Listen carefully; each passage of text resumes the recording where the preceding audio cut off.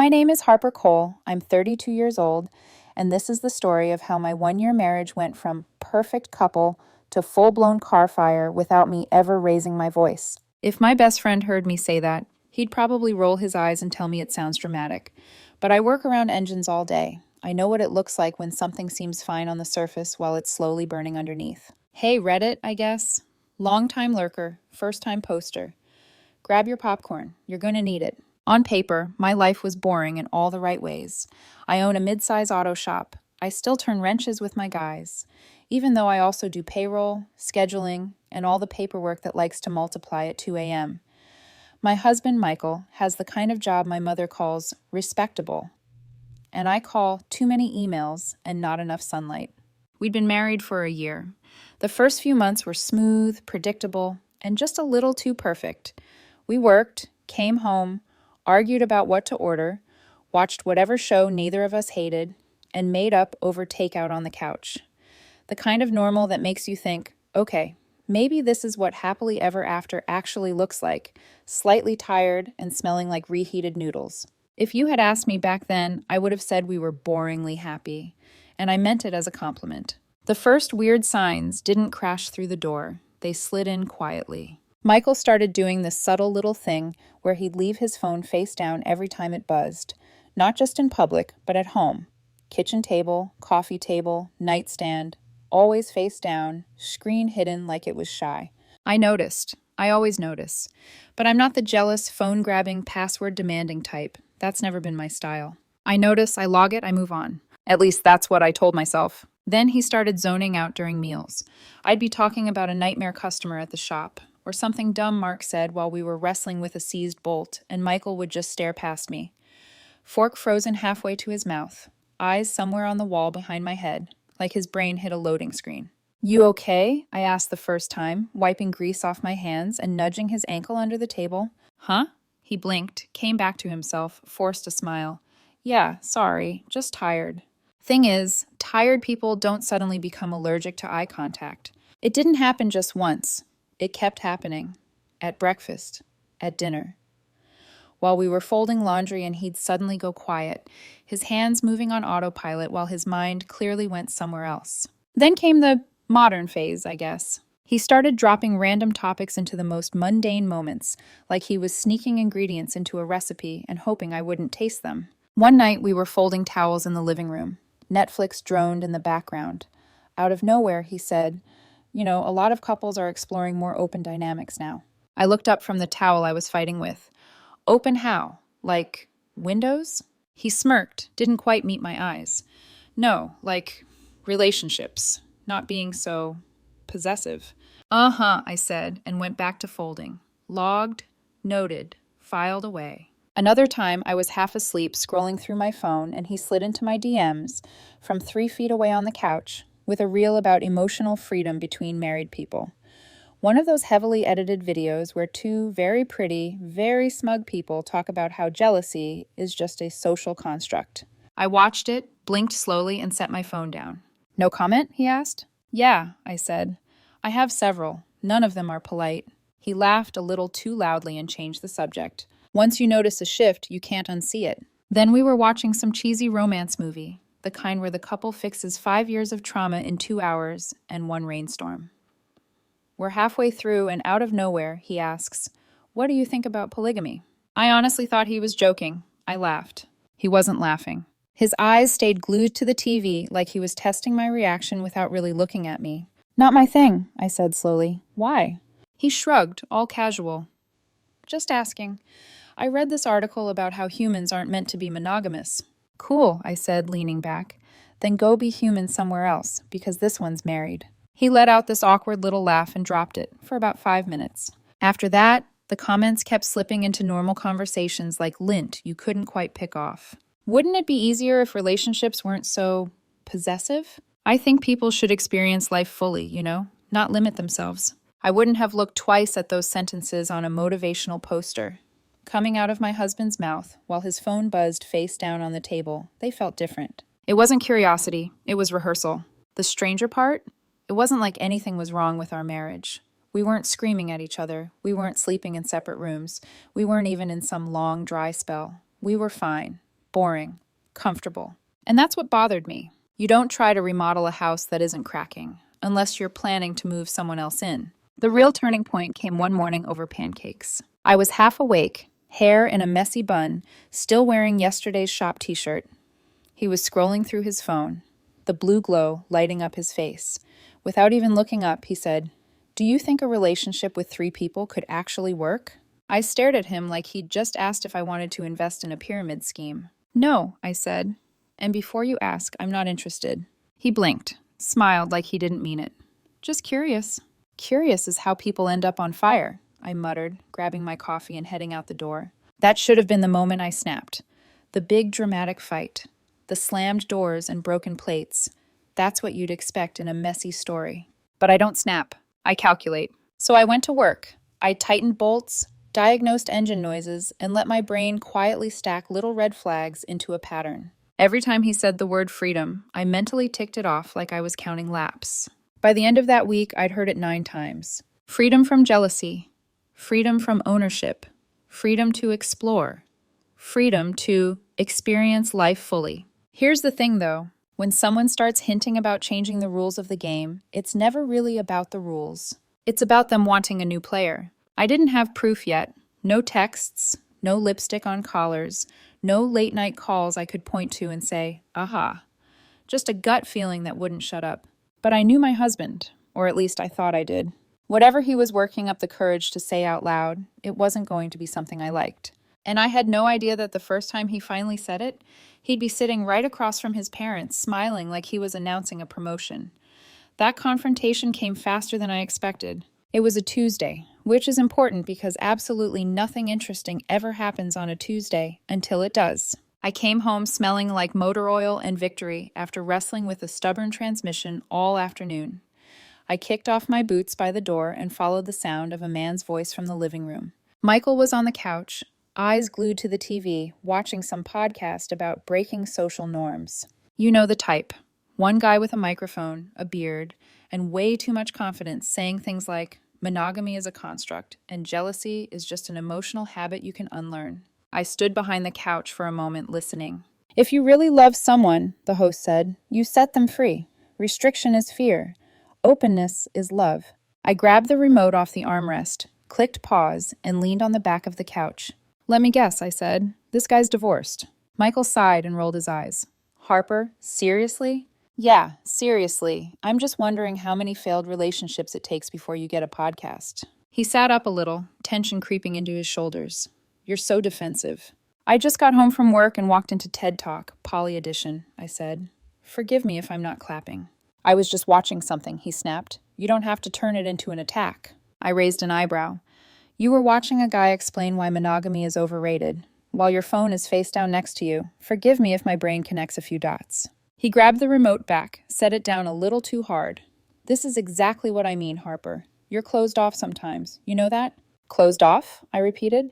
No, I just don't feel the need to open the door for every dumb trend that knocks. His jaw tightened. He looked away. You never want to talk about this stuff, about how relationships evolve, about other possibilities. Because I don't care about other possibilities, I said calmly. I care about my marriage. This one, the one I'm already in. He muttered something under his breath and grabbed his phone.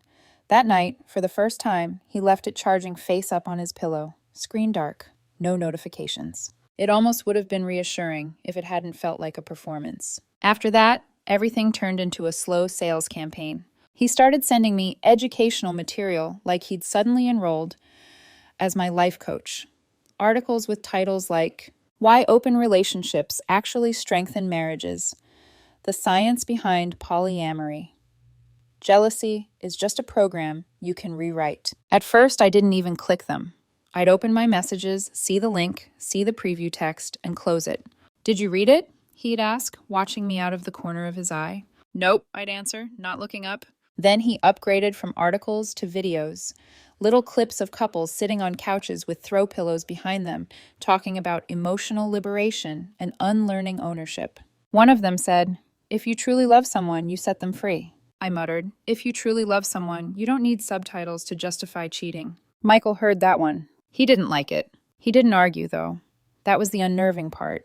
He just absorbed it, filed it away, and came back with something a little more polished the next time. Every morning there was something new, a reel, a podcast clip, a quote, always about the same theme: freedom, openness, exploration. Living with him started to feel like being stuck inside a PowerPoint presentation on why you should totally let your husband sleep with other people. It went on for about 2 weeks. He was testing, pushing, watching, trying to figure out how far he could go before I snapped. Problem for him was, I still wasn't snapping. I was calculating. I began mentally tracking how often this theme came up, how often he used the word freedom, how often he said experience life with that dreamy little look that made me want to throw a wrench at the wall. By the end of that second week, I wasn't even pretending it was random. One night I was sitting on the couch with a bowl of leftover pasta in my lap, half watching a game on TV. My body was tired, but my brain was blissfully blank. The kind of quiet you earn after a long day. Michael walked in from the kitchen, wiped his hands on a dish towel, and stood there with that "we need to talk" energy. Immediate bad sign. He hovered for a second, then sat down at the other end of the couch, facing me instead of the TV. "Harper," he said, fidgeting with his phone, "I think we should talk about something important." I didn't look away from the screen. "Let me guess. We're moving to a commune." He exhaled sharply. "Can you be serious for 5 minutes?" "I rebuild engines for a living," I said. "I'm serious all day. This is my unserious time." He pressed his lips together, clearly annoyed I wasn't giving him the dramatic stage he wanted. "I just think," he started carefully, "that we should try something more open." I paused the game and finally turned to look at him.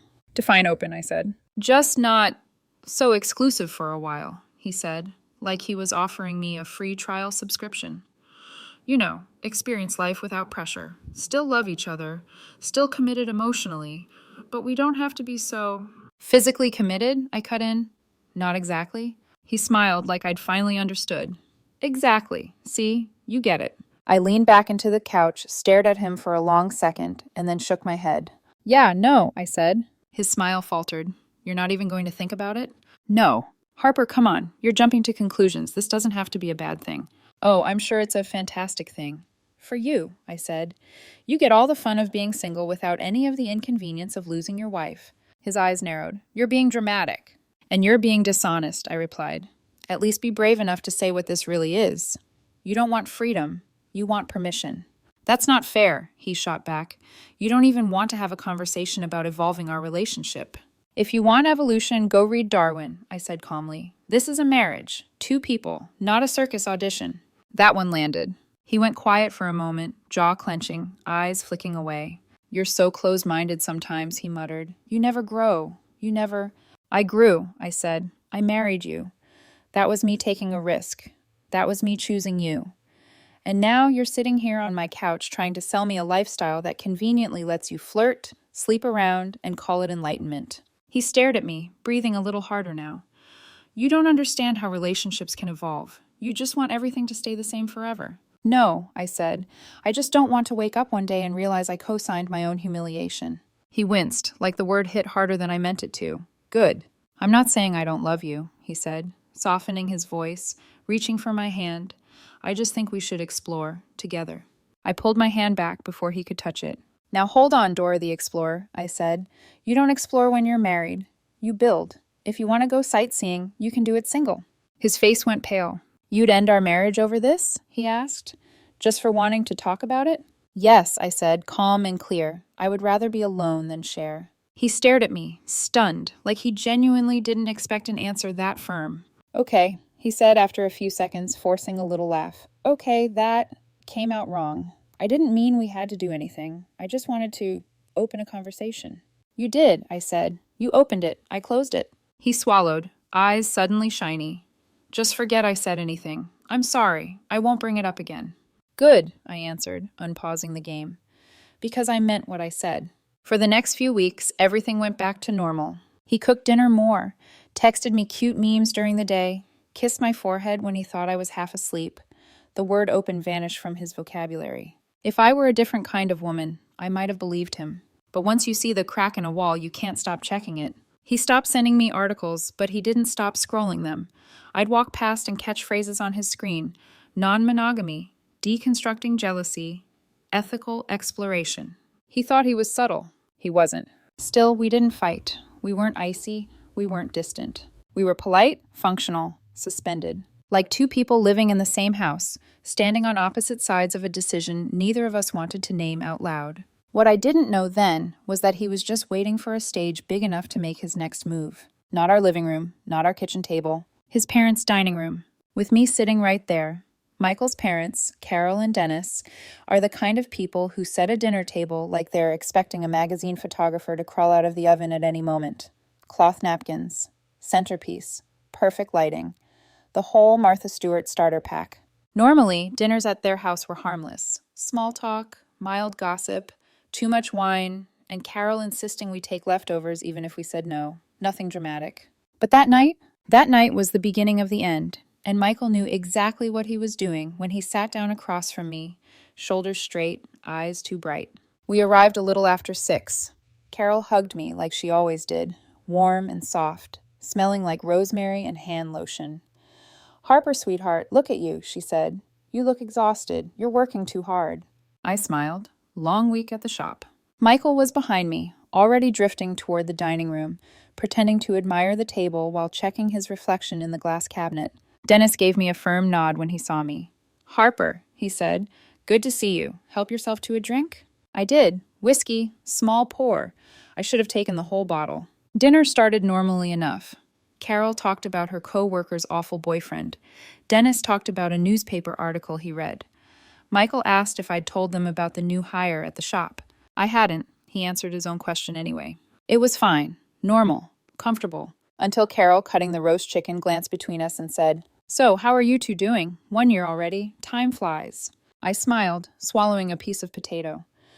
"We're doing good. Busy, but good."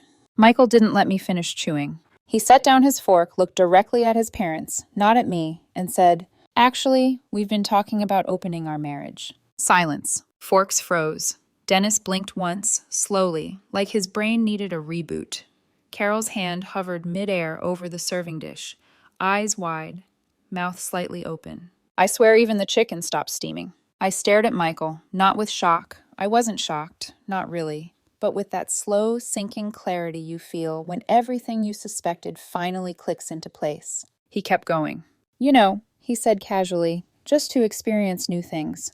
Emotional growth, freedom, exploration." He said the word freedom like it was the punchline to a joke only he found funny. Carol set the dish down. "Michael," she said sharply, "what on earth?"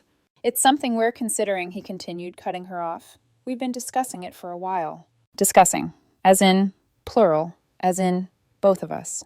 That was the moment my heartbeat slowed to a steady, cold rhythm, because he wasn't just rewriting our marriage. He was rewriting me. I didn't make a scene. I didn't yell or curse or throw my napkin across the table like some dramatic movie wife. I simply set down my fork, wiped my mouth with my napkin, and placed it neatly beside my plate. Then I looked at Michael, finally forcing him to meet my eyes. "Oh," I said softly, "I guess that's your announcement, not mine." He blinked, confused.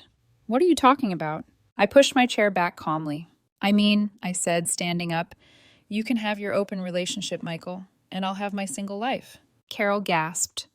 Dennis exhaled through his nose like he'd been holding his breath for a full minute. Michael laughed nervously. "Harper, come on, they don't—" "Carol," I interrupted gently.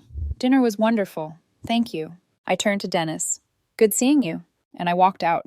No yelling, no drama, no explanation. Just done. Behind me, I heard Michael's voice rising. "Harper, seriously? We're not doing this right now. Can you stop being Harper?" But his voice faded as the front door closed behind me. Sealing in the chaos, I refused to stand next to another moment. I walked to the car, slow, controlled. My hands didn't shake. My breathing didn't stutter. My heels didn't click any faster on the pavement. Inside the truck, I didn't turn the engine on right away. I just sat there in the quiet, staring at my own reflection in the windshield. I didn't feel angry. I didn't feel heartbroken. I felt finished. He wanted freedom? He got it. I drove aimlessly for a while, streetlights flickering past like Morse code. My phone buzzed nonstop. Michael calling, texting, calling again. I turned it face down on the passenger seat and let it ring out. He could text, he could call, he could send a carrier pigeon. I was done reading his fantasies dressed as logic. About 30 minutes later, my phone buzzed again. Different ringtone, different name. "Dennis." I hesitated, then answered. "Harper." he said quietly. I heard what happened tonight. I exhaled slowly. Yeah, I'm ashamed of him, Dennis said. I don't know what's gotten into that boy. I do, I murmured. And it wasn't just tonight. This has been brewing. He sighed heavily. Carol and she's been talking strange lately, saying things we couldn't make sense of. I thought it was just online influence, not this. His face came with brochures, I said dryly. Dennis snorted. Actually, snorted.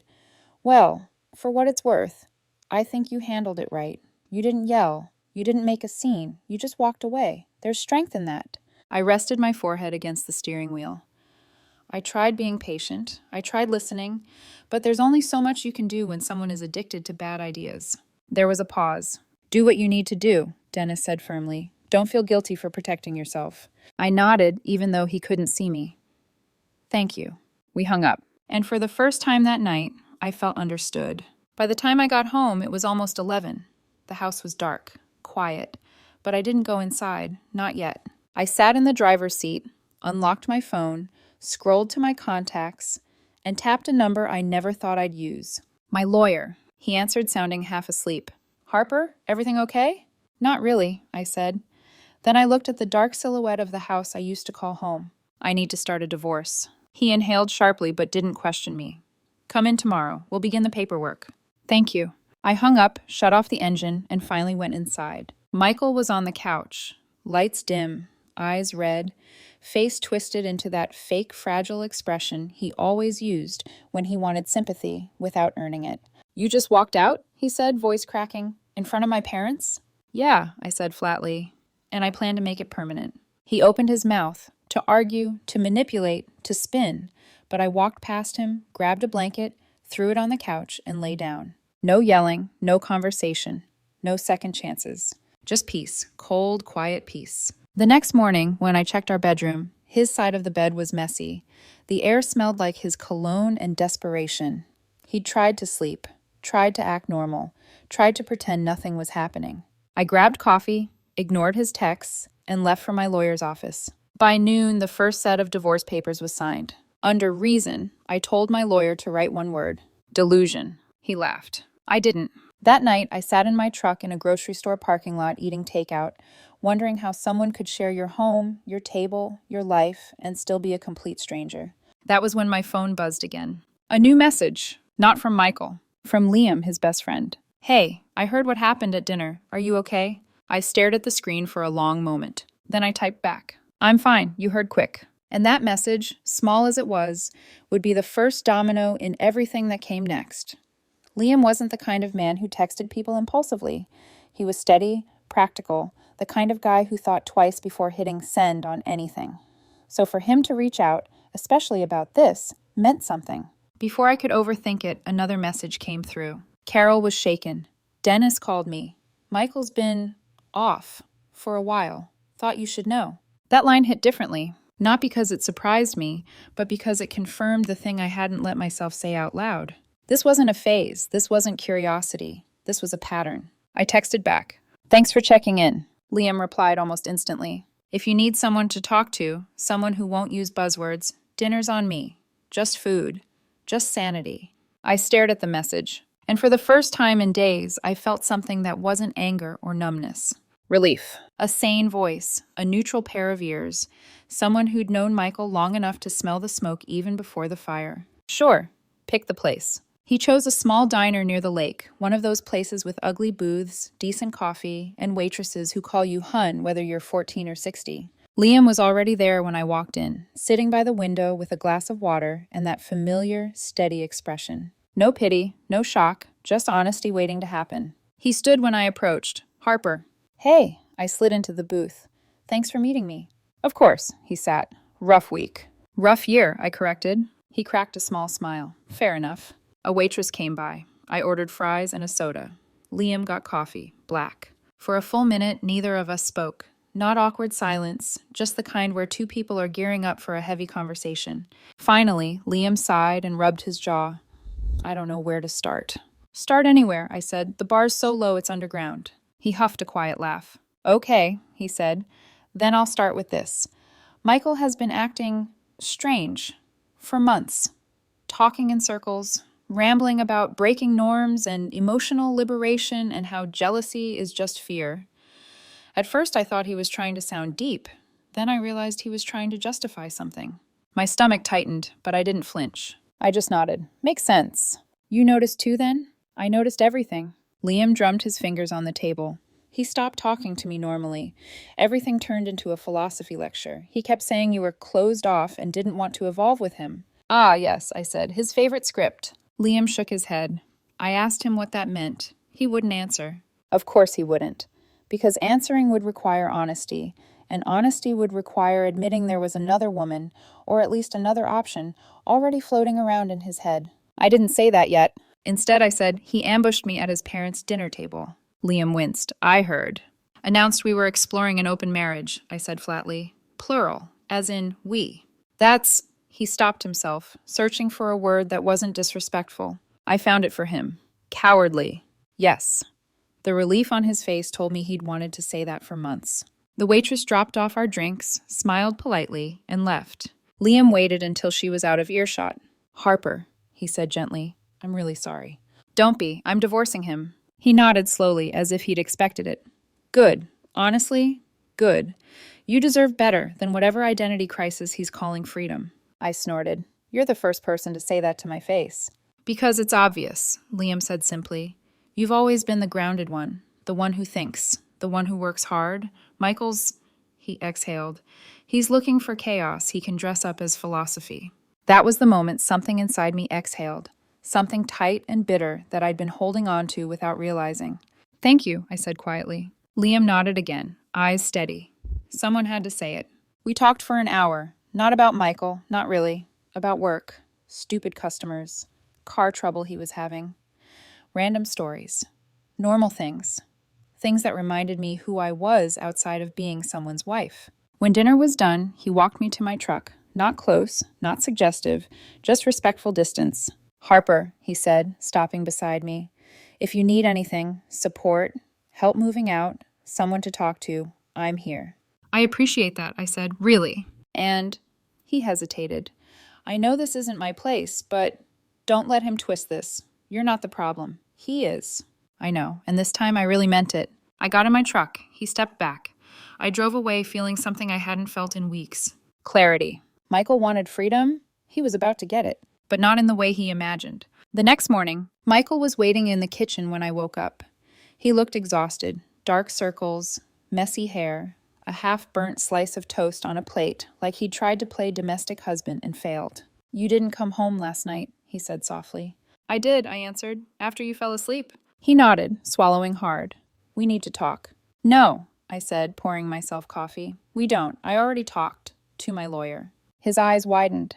Harper, seriously? Divorce? Over one conversation? I didn't react. I sipped my coffee. It wasn't one conversation. He ran a shaky hand through his hair. I was just trying to help us grow. No, I said. You were trying to pre-justify something. He froze. For the first time since this started, he didn't have a prepared answer. And that was all the confirmation I needed. That afternoon, my phone buzzed again. Michael, can we please talk? Just 5 minutes. You misunderstood me. Please. I put the phone down. 20 minutes later, I can explain everything. Then, you're overreacting. Then, I didn't mean any of it the way it sounded. The more he texted, the less I felt anything at all. The shift was complete. I wasn't angry. I wasn't hurt. I was done. And then the message that changed everything. I was back at the shop when my phone buzzed again. Not Michael. Liam, we need to talk. In person. It's important. My heart didn't drop. It didn't race. It just steadied. Because deep down, I already knew what he was going to say. The truth about Diana. And the real reason Michael wanted freedom. I met Liam that evening at a quiet Italian place off the highway. The kind with dim lighting, too many plants, and soft music playing like it was afraid to interrupt anyone. When I walked in, Liam was already at a corner booth, elbows on the table, hands clasped, expression tight. Not angry, not nervous. Burdened. He stood when I approached. Harper. Liam. I slid into the seat across from him. You said it was important. It is. He didn't sit. He took a slow breath, lowered his voice, and leaned in. And I'm not saying this lightly. I debated all day whether to tell you. I folded my hands, bracing myself. Tell me what? He finally sat down. Michael's been involved with someone from his work. There it was. The sentence I'd been waiting to hear for weeks, maybe months. My stomach didn't drop, my throat didn't close, my pulse didn't spike. If anything, my body relaxed. Like a puzzle piece finally clicked where it belonged. Who? I asked. Liam opened his phone, tapped a folder, and slid it across the table.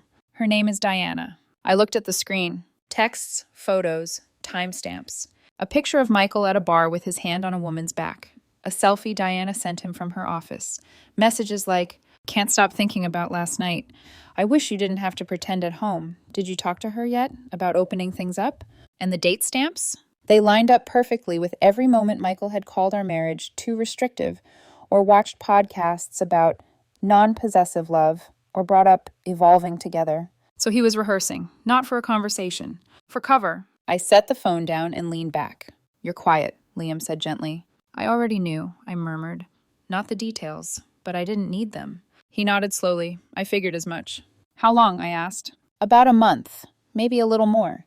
He didn't say her name. He just talked about connection and energy like he was reading from a yoga blog. Of course, Michael wouldn't say I'm cheating. He'd say I'm expanding. I pushed a hand through my hair, staring at the empty chair beside mine. "You okay?" Liam asked. I let out a tiny laugh, sharp, humorless. "Honestly, I'm relieved." He blinked. "Relieved?" "Yeah." I smiled a little. Now he can stop pretending that philosophy videos made him cheat. He was just looking for permission to do what he already did. Liam rubbed his jaw. "I'm sorry, Harper." "Don't be," I said. "You didn't do it." "I know, but I also know how much you gave to that marriage. You deserve better." I exhaled, slow, calm, centered. "Thank you for telling me," I said. "Most people would have stayed out of it." "I couldn't," he said. "Not when he was building a whole narrative that painted you as the problem." I raised an eyebrow. "He said that?" "Not directly, but he kept saying you were holding him back and too traditional. He made it sound like you were suffocating him, and I know that's not you." No, it wasn't. Michael simply couldn't deal with the fact that his choices were selfish, not enlightened. "Harper," Liam added quietly, "for what it's worth, you're handling this better than anyone I've ever seen. Most people would be screaming or crying by now." I shrugged. "I don't scream. I don't break things. I don't implode. I just leave." He nodded like he'd expected that answer. After dinner, Liam walked me to my truck again. He didn't touch me, didn't hover, just walked beside me, giving me space. "If you need anything," he said, "call me." "I will." "And Harper?" "Yeah?" "Michael's going to spiral." I paused. "You think so?" He nodded. "He can dish out chaos, but he can't survive it. He's not used to anyone calling him out, especially not someone he thought he could manipulate." That made me smile. Then he's not going to like the next few weeks. Hotel check-in, my new temporary life. That night, instead of going home, I booked a room at a small hotel across town. Nothing fancy. Just clean sheets, quiet halls, and enough distance to breathe. I wasn't scared of running into Michael. I was tired of giving him the chance. I brought only a small duffel bag and my laptop. I'd pick up the rest of my things in pieces over the next week. I sat on the bed, scrolling through the evidence Liam showed me again. Not because I needed to see it, but because it felt like closing the final tab in a long, exhausting browser window. Then my phone buzzed. "Michael, where are you? Please talk to me. We can fix this." I didn't answer. "I didn't mean anything," I said. "You know I love you." "Delete. Can we meet? Just for 10 minutes. Block." Silence. For the first time in a long while, I slept through the night. Deep, dreamless, quiet. Freedom, it turned out, was an empty hotel room without someone lecturing you about emotional expansion. 5 days later, Michael figured out where I was staying. Not because I slipped, but because he found access to an old shared account we'd never closed after getting married, one that synced device locations. A fact he conveniently forgot to mention. The first time he showed up, I walked into the lobby with a coffee and found him pacing like a panicked golden retriever who'd lost his owner. "Harper," he said, rushing toward me. "Please, I'm begging you. We need to talk." "No," I said, brushing past him toward the elevator. "We don't." "You can't just leave me like this," he said, voice cracking. "I already did." The elevator doors started to close. He shoved his hand in to stop them. "Harper, please!" I stared at him, calm, cold. "Michael," I said, "your crying doesn't match your choices." The doors closed on his face. He came back the next day, and the next. Sometimes at the house, sometimes at my shop, sometimes at the hotel. Always looking worse, like guilt was eating him from the inside out. But guilt wasn't the real issue. Loss was. He expected me to stay in orbit. He never imagined I'd pick a new solar system. By day 7, he was unraveling so fast it was almost impressive. And on day 8, he escalated, in a way I didn't expect. In a way that proved Liam was right. Michael wasn't built for consequences. What he did next would shove everything into overdrive and drag the entire story into a new chapter I didn't see coming. Michael's grand performance, and the lie that broke any remaining thread. Day 8 started quietly, too quietly. I got to the shop early, hoping to work through a rebuild and avoid thinking about Michael for at least 3 hours. But before I could even put on my gloves, the receptionist appeared in the doorway, face pale. "Harper, there's someone outside asking for you." I didn't need to ask who. "Let security handle it," I said, reaching for a ratchet. She hesitated. "He's holding something." I froze. "Holding what?"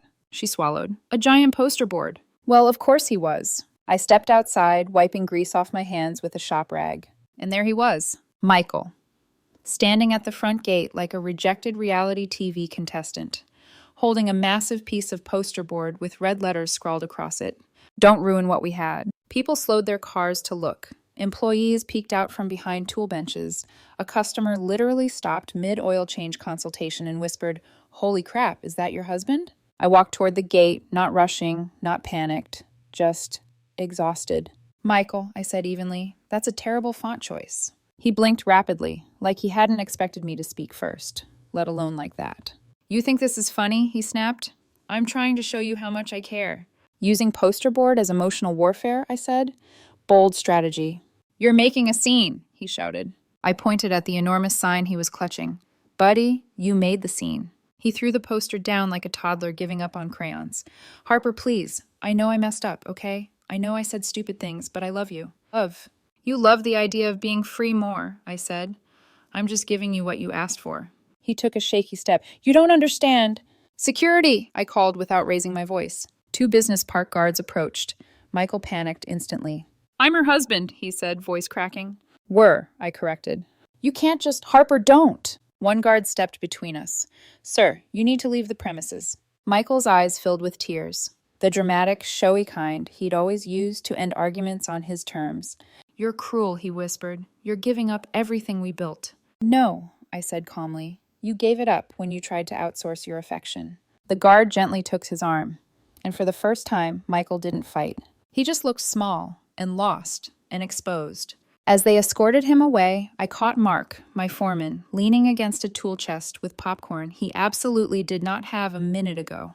"You want some?" he asked. "Nah," I said. "He's not worth the salt." Michael didn't show up the next day, or the next. But on the 3rd day, he came back with a whole new angle, something he must have spent all weekend crafting. A lie he thought would break me, because it would have broken someone softer. He waited in the living room like a tragic hero in a soap opera, shoulders slumped, eyes red, hands trembling. "Oh no," I muttered. "Here we go." "We need to talk," he said. "No," I replied. "You need to stop talking before you drop your intelligence any lower." He stepped closer, voice trembling. "Harper, I'm pregnant." I stared at him, blinked once, twice. Then I laughed. Not cruelly, just incredulously. "You're what?" He swallowed. I'm pregnant." "Michael," I said, leaning against the doorframe, "do you need me to remind you how biology works? Because I can draw diagrams." He flushed. "I mean, you're pregnant." "Oh!" I crossed my arms. "So you think lying about a baby is going to make me stay?" His expression flickered. I thought, maybe, if you thought we had something left to protect. "Which part of this hypothetical baby aligns with you wanting to experience multiple loving connections?" I asked. He crumbled almost immediately. "Okay, fine, I'm not pregnant." Shocking, I deadpanned, truly shocking. He grabbed the edge of the kitchen counter like he was about to faint. "You're being so cold," he cried. "You used to love me." "I used to love the version of you that wasn't a pathological coward with Wi-Fi access." He gasped. "You can't just throw away our marriage." "I didn't," I said. "You did. I'm just taking out the trash." That one landed like a swing. Michael's face twisted, an ugly blend of rage and heartbreak. "You'll regret this," he hissed. "You'll regret walking away." "No," I said simply.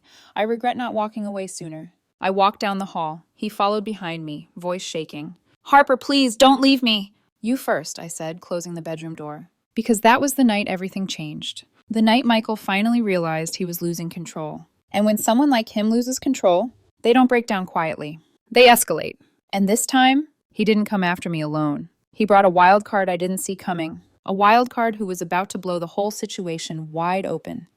Diana steps into the light, and Michael's entire fantasy collapses. Michael disappeared for 3 days after the fake pregnancy meltdown. I thought maybe he'd finally burned out all his delusion. Spoiler, he didn't. On day 4, he showed up in the parking lot of the hotel where I'd been staying, leaning against my truck like he'd been rehearsing a monologue in the mirror. But this time he wasn't crying. He was smiling, a weird, triumphant, delusion-fueled smile. The kind that said, I've solved everything in my head, and now reality just needs to catch up. I stopped several feet away. If you're here with more poster boards, at least spell check this time.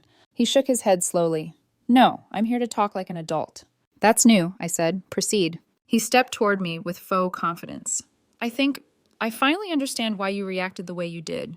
Oh, please enlighten me. He nodded, as if delivering wisdom. You didn't understand my need for emotional freedom because you thought it meant I didn't love you. No, I said, I didn't understand it because it was stupid. He exhaled, ignoring the jab. But someone helped me see things clearly. Let me guess, I said. The internet? Diana. My spine straightened instinctively. He noticed, and took it as encouragement. Diana gets it, he said, eyes bright. She supports open relationships. She understands emotional expansion. She says our energy aligns. There it is, I muttered. The energy thing. He kept going, oblivious. She thinks it's beautiful how 2 people can love without limits. She told me not everyone is mature enough to... I held up a hand. Michael, stop. No, listen, he insisted, stepping closer. She thinks... Michael, my voice sharpened. His finally stopped. I know about Diana, I said. I've known for a while. His face paled. What do you mean? Your little emotional expansion timeline? It lines up perfectly with your late-night coworker bonding. He swallowed, hard. That's not Harper, that's not what this is. What is it then? I asked. Spiritual cheating? Artistic adultery? His jaw clenched. You're twisting things. Diana isn't... I've seen the messages, I said flatly. That shut him up. Completely. For a few seconds, all he did was blink. Then his panic morphed fast into indignant defensiveness. You're spying on me? No, I said calmly. Your best friend is just better at loyalty than you are. His mouth opened, closed, opened again. Then... He grabbed the nearest excuse like it was a life raft. Well, fine, he snapped. Good. Now you know the truth. And knowing that, you should realize Diana has been helping me understand myself, supporting me, being there for me. Oh, I believe she's been there for you, I said, repeatedly. He flinched. But guess what, I added. None of this changes anything. He took a step toward me. Harper, Diana thinks... I don't care what Diana thinks. But I don't care what you think, Michael. His face twisted. You're being immature, he snapped. You're making this ugly. Diana and I... Before he could finish, a voice cut through the air behind him like a blade. What the hell did you just say? Michael froze. Slowly, so slowly, it looked painful. He turned around. There she was. Diana, standing 10 feet away, gym bag slung over her shoulder, eyes wide, face flushed, breathing sharp, stunned, furious. You told me, she said, stepping forward, that you were done with your wife. Michael's eyes went even wider. Diana, you told me she trapped you, she yelled. You told me you two were separating. You said she was controlling and didn't support your growth. Well, look who brought the popcorn today. Michael looked between us, left, right, left, like a malfunctioning sprinkler. Diana, baby? Don't call me that, she snapped. Are you crazy? You said it was over. You said you left her. Michael shook his head rapidly. No, listen, I was going to... You lied, Diana shouted, to both of us. People in the parking lot turned. Someone paused mid-walk. A teenager took out their phone. Michael flailed. Diana, stop. Just calm down. Calm down, she screamed. You said we were the real connection. You said she was suffocating you. I leaned against my truck, arms crossed, thoroughly entertained. Michael pointed at me, desperate. She is suffocating me. I tilted my head. Buddy, you're the one who keeps showing up where I live. Diana turned on him again. You told me to tell you how to talk to her about the open relationship. You said she'd understand eventually. Michael lifted both hands like he was directing traffic in hell. Diana, just stop talking. You used me, she yelled. I thought you were genuine. He closed his eyes. I told my sister about you, she added. I told her I met someone emotionally deep. I laughed, out loud. Michael's eyes snapped open. Harper, what the hell? Why are you laughing? Because, I said, wiping a tear, this is the first time your freedom has had consequences. Diana took a step back, shaking her head. I'm done. I'm done with both of you. I'm done with this whole spiritual crap. You're insane. She turned to me. You should run, she said sincerely. Run far. I am, I said. The divorce is already moving. She blinked. Good. Then she turned and walked away, fast, without looking back. Michael stared after her like a kid who just watched his ice cream fall off the cone. Then, he turned back to me with pathetic determination. You see? He said breathlessly. I chose you, not her. I stared, then blinked, then asked, Michael, do you seriously think dumping your side project in front of me is supposed to impress me? He sputtered. I'm proving my loyalty. No, I said. You're proving your talent for ruining everything you touch. His jaw dropped. That's cruel. No, I answered. It's accurate.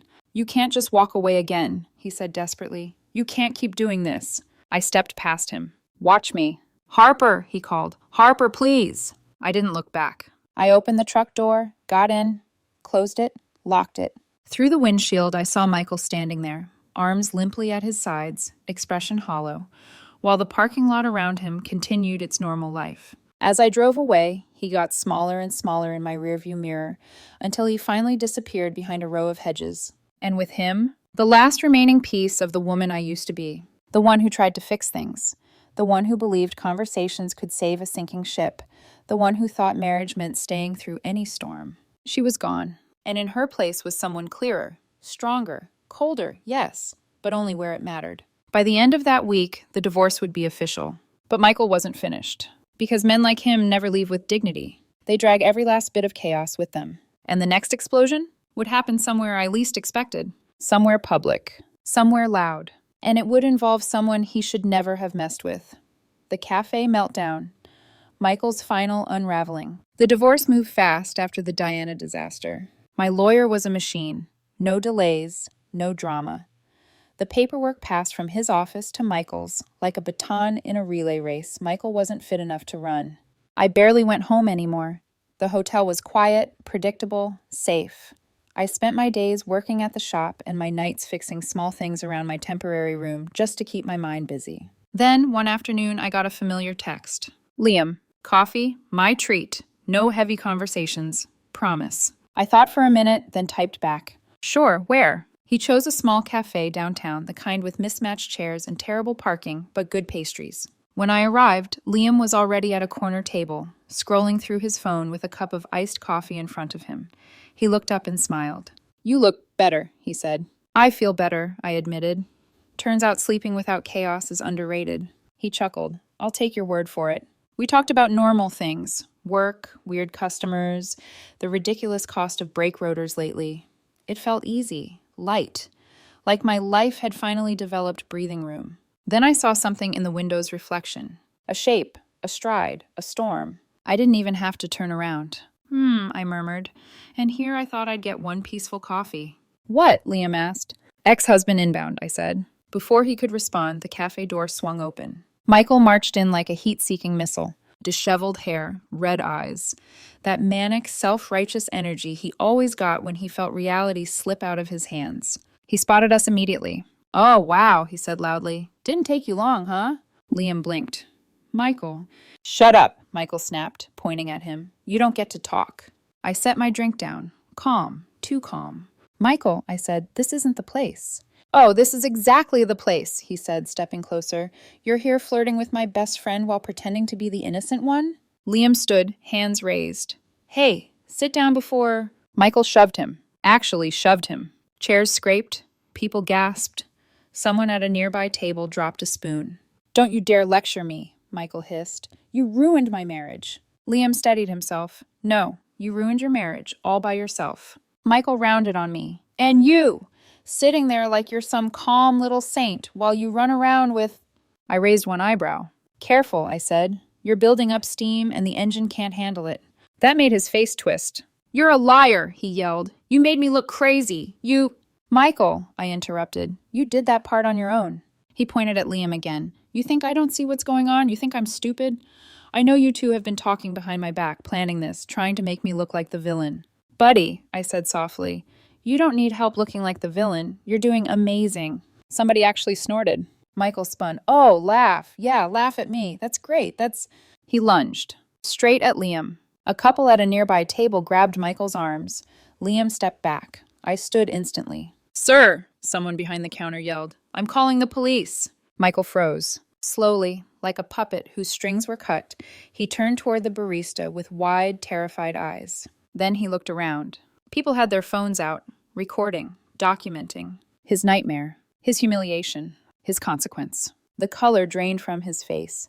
He stumbled back from the people holding him. "No, no, no," he muttered. "You don't need to call anyone. I'm fine. I'm calm. The sirens outside answered for him. Within moments, 2 officers walked in. One approached him. "Sir, we received a call about a disturbance." Michael pointed at everyone. "They're exaggerating. They're twisting things. She provoked me." The officer looked at me. "Ma'am, do you want to press charges?" I shook my head. "No, just document it. I want space, not revenge." Michael stared at me like I'd stabbed him.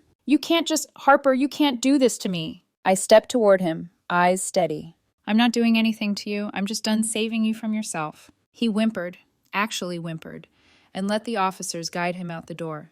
When the cafe quieted again, Liam let out a breath he'd been holding. "You okay?" he asked. I nodded. "Yeah, better than he is."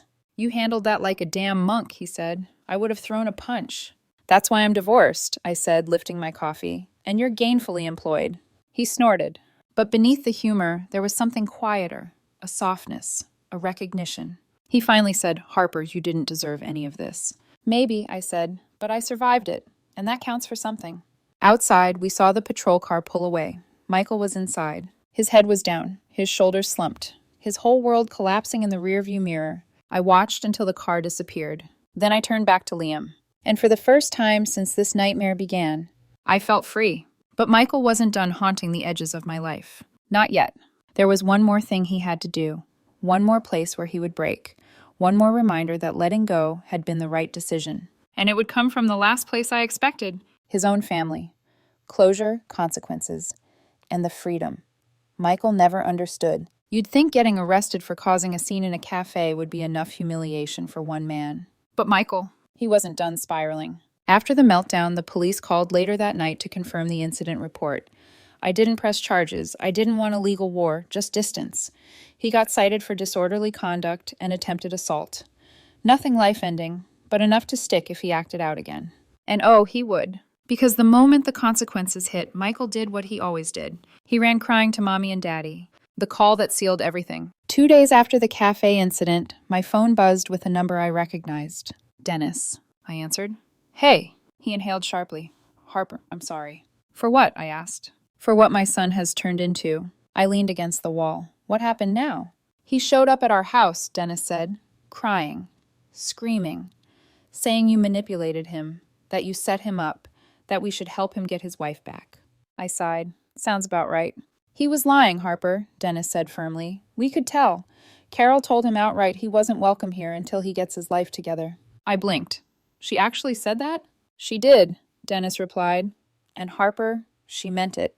That hit me harder than I expected. Not because I wanted their approval, but because Michael had never heard no from anyone in his life but me.